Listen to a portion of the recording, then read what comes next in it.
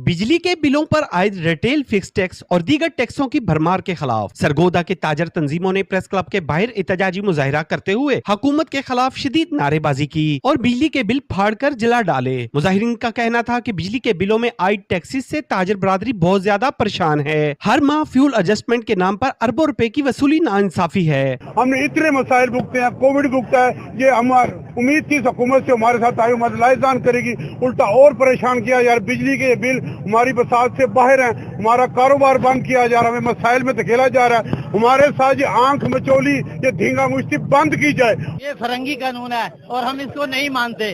अगर ये अब वही ज़ाब्ते माने जाएंगे जो शराफिया पहले अपने ऊपर इम्प्लीमेंट करेगी, तो हम उसके 10 गुना ज्यादा अपने ऊपर इम्प्लीमेंट करेंगे।